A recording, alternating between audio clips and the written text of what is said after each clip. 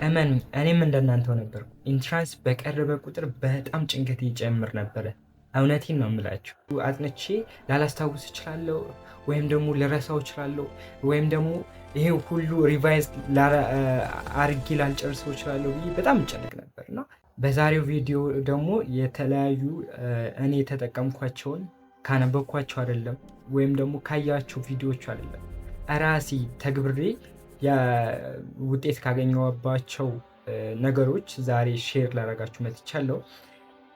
ሼር የማደርጋችሁ 90 ቀን ወይም ደግሞ በቀናቶች ውስጥ ሲቀራችሁ ማድረግ ያለባችሁ ወይም ደግሞ እኔ አድርጌ ውጤት የሰጠኝን ነገር በዚህ ቪዲዮ አጋራችኋለሁ ማለት ነው።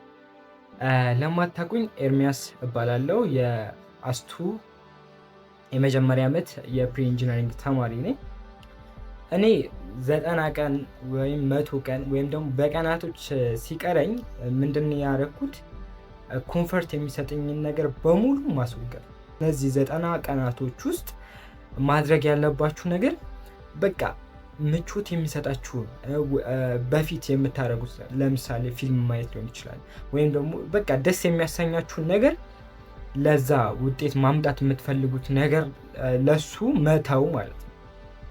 የደስ የሚያሰኛችሁን ነገር ለ90 ቀናቶች ማቆም ከቻላችሁ አሪፍ ውጤት ታመጣላችሁ ብዬ አስባለሁ።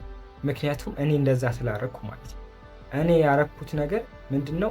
አንደኛ ሙሉ በቃ ዲስትራክት የሚያደርጉኝን ነገሮች ሶሻል ሚዲያዎች በሙሉ ማለት ነው በሙሉ ማስወገድ ነው። እንዴት ነው ያስወገድ ማለት እንዴት ነው ከሶሻል ሚዲያ መውጣት የምንችለው? ምክንያቱም ብዙ ልምድ አለን አይደል? ሶሻል ሚዲያ ላይ ወይም ቲክቶክ ላይ ገብተን ለአንድ ለ15 ደቂቃ ወይም ደግሞ ለ30 ደቂቃ ብለን ገብተን ስክሮል ስናደርግ 2 ሰዓት 3 ሰዓት እንደ ቀልድ ይሆናል እና እነዛን ሰዓቶች ደግሞ ለመቆጠብ ወይም ደግሞ በእነዚህ በ90 ቀናቶች ውስጥ የተሻለ ውጤት ማምጣት ወይም ደግሞ ውጤታችሁን አመጣለሁ ከምትሉት በላይ ማምጣት እንድትችሉ እነዚህ 90 ቀናቶች በጣም ወሳኝ ናቸው። እኔ እኮ አጥንቻለሁ፣ እኔ እኮ ተዘጋጅቻለሁ፣ በቃ አሁን እኮ ትንሽ ጥያቄ ሰርቼ መግባት ብቻ ነው የሚያስፈልገኝ፣ ምንም አልጨናነቅም ምናምን የምትሉ እነዛ የተዘጋጃችሁባቸው 6 ወርም ሊሆን ይችላል 7 ወር ወይም ደግሞ ሙሉ አመቱን ስትዘጋጁ የቆያችሁ ልትሆኑ ትችላላችሁ። ግን እነዚህ 90 ቀናቶች በጣም ወሳኝ ናቸው። የማለፋችሁን የመውደቃችሁን ሚና የሚጫወቱት እነዚህ 90 ቀናቶች ናቸው ማለት ነው። እና እነዚህ 90 ቀናቶች ማን ወዳቂ እንደሆነ ማን የተሻለ ውጤት ማምጣት እንደሚችል ይወስኑላችኋል። ምክንያቱም እነዚህ 90 ቀናቶች በደንብ ከተዘጋጃችሁ የተሻለ ውጤት የማታመጡበት ምንም ምክንያት የለም። አንደኛው የ6 ሰዓት ሩል ይባላል። ብዙ ተማሪዎች ይጠይቁኛል ስንት ሰዓት ባጠና የተሻለ መረዳት ወይም ደግሞ የተሻለ ማስታወስ እችላለሁ የሚሉ ጥያቄዎች አሉ። ምንድነው ይሄ የ6 ሰዓት ሩል እንዴት ነው የሚሰራው? እኔ የተጠቀምኩት በቀላሉ በእኔ ላስረዳችሁ፣ እኔ እንዴት እንደተጠቀምኩት ይሄን የ6 ሰዓት ሩል ማለት ነው። ጠዋት 11 ሰዓት እነሳለሁ። ከ11 ሰዓት እስከ 1 ሰዓት አጠናለሁ ማለት ነው። ከ11 ሰዓት እስከ 1 ሰዓት ካጠናው በኋላ 1:30 ያው ወደ ክላስ የጠዋት ከሆንኩ ወደ ክላስ ሄዳለሁ። የጠዋት ካልሆንኩ ደግሞ ምን አደርጋለሁ? ሌሎችን ሳብጀክት ጥያቄ እሰራለሁ ማለት ነው። 11 ሰዓት ተነስቼ ምንድነው የማደርገው? ወይ ማትስ ወይ ፊዚክስ በጣም ይከብዱኛል ብዬ የማስባቸውን ሳብጀክቶች በጠዋቱ ለመግደል ሞክራለሁ። በጠዋቱ እነሱን ከጨረሳችሁ ሙሉ ኮንፊደንስ ነው የሚኖራችሁ። እመኑኝ፣ ቀኑ ሙሉ የተሻለ ፐርፎርማንስ ነው የሚኖራችሁ ማለት ነው። ማትስ ወይ ፊዚክስ በጣም ነበር የሚያስቸግሩኝ። እኔ የምር በጣም ቻሌንጅ ያደርጉኝ ነበር እና እነሱን ጠዋት በደንብ ለምን መሰላችሁ ጠዋት ያልኳችሁ? የሚቀለኝን ባጠና ወይ ኬሚስትሪ ወይ ባዮሎጂ ባጠና ጠዋት ላይ እነሱ ስለሚቀሉኝ በቃ ማስበው እነሱን እያጠናው ስለ ማትስ ወይም ደግሞ ስለ ፊዚክስ ነው የሚሆነው ማለት ነው። ምክንያቱም የሚከብደኝ ወይም ደግሞ በኋላ እጨርሰው ይሆን ሰዓቱ ላይ በቃኝ ይችላል ምናምን ብዬ ስለማስብ ማለት ነው። እና ጠዋት 2 ሰዓት ካጠናው በኋላ የጠዋት ከሆንኩ ወደ ክላስ እሄዳለሁ። የጠዋት ካልሆንኩ ደግሞ ፓስት ኤግዛሞችን እሰራለሁ ማለት ነው። ቀጣይ ከሰዓት ነው።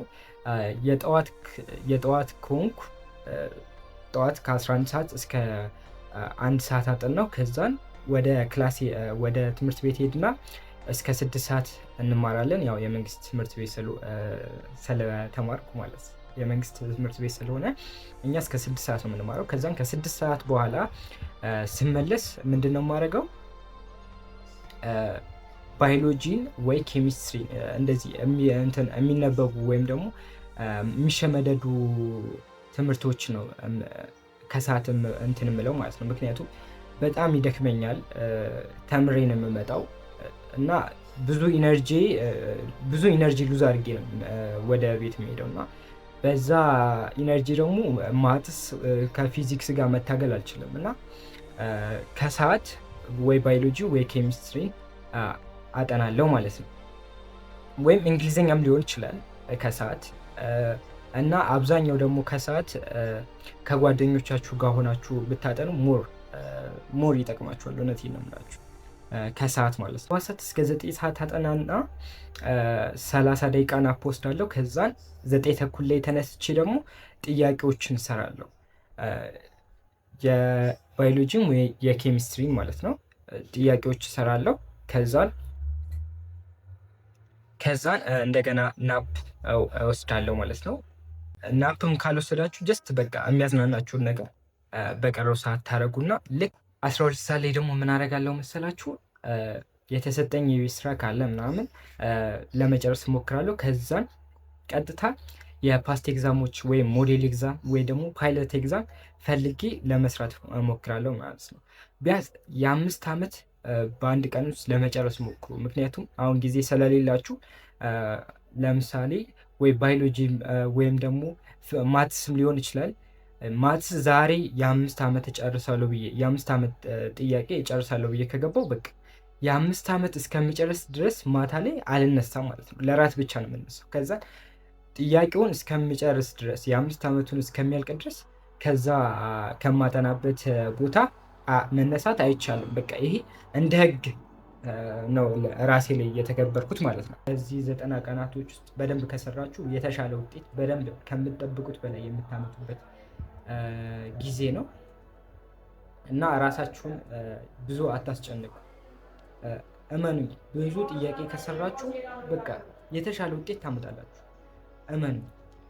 እናቴ እኔ በጣም የገረመኝ ነገር ማለት ነው እናቴ ካጠናሁት ይልቅ ማለት ነው ጥያቄ የሰራኋቸው ጥያቄዎች ነው እዛ ጥያቄ የኢንትራንሶችን ጥያቄ ስፈተን ማለት ነው በጣም በቃ አይምሮዬ ላይ ትዝ የሚሉኝ ወይም ደግሞ ያስታወስኳቸው የሆነ የሸመደድኳቸው ወይም ደግሞ ያጠናኋቸው ሳይሆኑ በደንብ ጥያቄ የሰራሁባቸው ፓርት ናቸው። በቃ በጣም ላስታውሳቸው የቻልኩት ማለት ነው። ፓስት ኤግዛም ላይ ሊሆን ይችላል ወይ ሞዴል ላይ ወይ ፓይለት ኤግዛም ላይ የሰራኋቸው ጥያቄዎች ትዝ እያሉኝ ለካ እንደዚህ አይነት ጥያቄ ተመሳሳይ ያለው ምናምን እያላችሁ ነው የምትሰሩት። በተለይ የእኛም ባዮሎጂ ከ2016 ፓይለት ኤግዛም ጋር በደንብ አስተያዩት። ሙሉን ኤግዛክትሊ ዘሴም ናቸው ማለት ይቻላል። አብዛኛው ጥያቄ ከዛ ነው የወጣው ከሚባል ድረስ ሙሉ ጥያቄው ዘሴም ነው እና እናንተ በደንብ በቃ አጥንቻለሁ ወይም ደግሞ ማስታውሰው ካጠናሁት ነው ብላችሁ እንዳትሸወዱ። በደንብ ጥያቄ የእያንዳንዱ በቃ የፓስት ኤግዛም ሙሉ ጥያቄዎች ማለፍ የለባችሁ። እያንዳንዱን የፓስት ኤግዛሞች ሙሉን ፈልጋችሁ ስሯቸው። ሞዴሎች ፓይለት ኤግዛም በተለይ ፓይለት ኤግዛም በቃ እመኑ በቃ የማትጠብቁት እንትን ነው ሪዛልት ነው የሚያመጣላችሁ።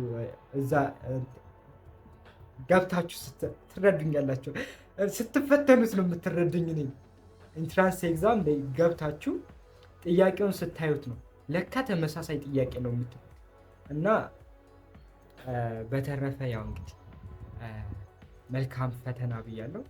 ይሄ ቪዲዮ ከተመቻችሁ ላይክ፣ ሼር፣ ሰብስክራይብ በማድረግ እኛን ማገዝ ትችላላችሁ። ለጓደኞቻችሁ ይሄ ቪዲዮ ይጠቅማል ብላችሁ ካሰባችሁ ሼር አድርጉላቸው። እኔ በቀጣይ ቪዲዮ እስከምንገናኝ ድረስ ቻው።